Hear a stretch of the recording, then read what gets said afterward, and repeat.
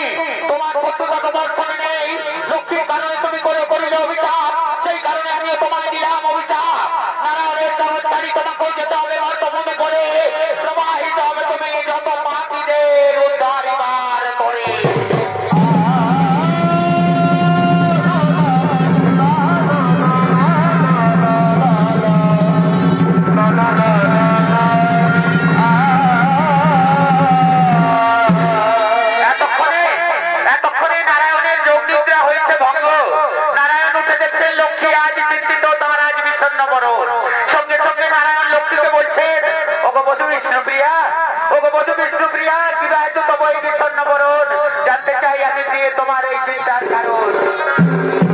অগপ্রিয় সখামর, অগপ্রিয় সখামর, কি করিব তোরে? যোগ নিদ্রায় ছিলে তুমি সিংহাসন করে, সরস্বতী অভিশাপ করি গেলাম মরে, মর্তভূমে জন্মিব আমি মানবের ঘরে।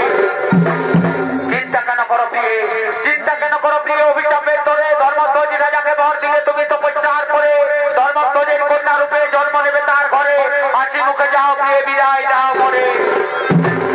অগপ্রিয় স্বামী মোর, অগপ্রিয় স্বামী মোর, কোমল লোচন মোর অভিশাপ তুমি করো হমচন, তোমায় ছাড়ি মর্তভূমে কেমনে থাকিবে একা, তুমি বলে দাও প্রিয়তম মোর বৃন্দাবনের সখা। অগপ্রিয় নারায়ণী, অগপ্রিয় নারায়ণী, চিন্তার নাহি কখনো কারণ, দুষ্টের দমন শিষ্টের পালনের তোরে, যুগে যুগে জন্ম নিয়েছি আমি মানবের ঘরে, তুমি এসেছ মানবী রূপে বিভিন্ন নাম ধরে, এবারও মানব কল্যাণের তোরে জন্ম নেব আমি রাক্ষসের ঘরে। মনে পড়ে প্রিয়া দাপর যুগের কথা, একদিন বৃন্দাবনে তোমার কুঞ্জধারী আমি গিয়েছিলাম, বিশাখা কুঞ্জে সুধা আমাকে দাঁড়ে প্রহরী রেখে, সেদিন মিথ্যা কথা বলার অপরাধে তুমি সুধা আমাকে দিয়েছিল অভিশাপ, রাক্ষস কুলে জন্ম হবে তার। সেদিন সুধা মার সেই অভিশাপ আমি মাথা পেতে গ্রহণ করে নিয়েছিলাম, তাই আজ সময় এসেছে প্রিয়ে আমিও জন্ম নেব মর্তভূমে, দম্বের পুত্র রূপে, নাম হবে মোর শঙ্খচূড়। বিধির বিধানে মিলিত হব মোরা স্বামী স্ত্রী রূপে, লীলা রচি পুনরায় ফিরব বৈকুণ্ঠ লোকে, চলো ফিরে যাই মোরা লীলা রচিবার পরে।